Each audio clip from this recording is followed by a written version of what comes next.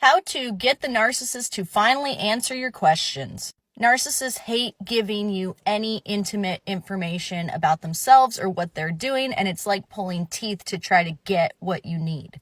I'm going to give you a few tactics that I use as an Emmy Award-winning broadcast journalist when I am interviewing someone who I don't have a lot of time to talk to. For example, a politician might give you 5 minutes of their time. You have to be concise and you have to ask the right questions to get the story done.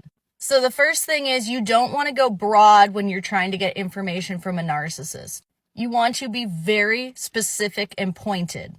For example, asking something like, why are you always late, or why are you so flaky, is only going to lead to defensiveness and you will never get an answer.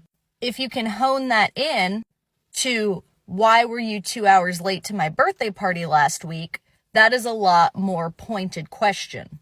Even with the directness of this question, though, expect that you are going to get nothing but darvo. They're going to deflect the question, argue with you, reverse themselves into the victim, and they're going to start talking about either the past, the present, or hypotheticals.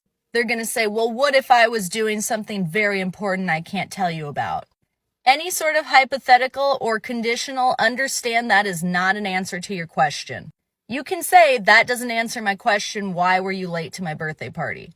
They'll try to guilt you and say, you're always coming down on me, and remember that thing you did 2 years ago when you didn't show up to my party?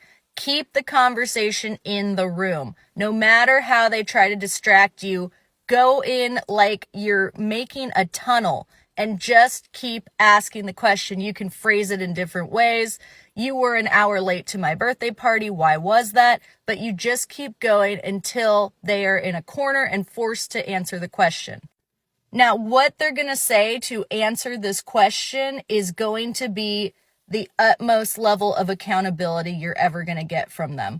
Once you get the real answer to why they were late to your birthday party, it's going to allow you to deduce a lot of different things about the rest of the relationship.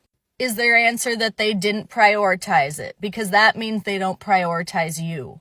Were they hanging out with their coworker? Because that could be something sketchy going on there.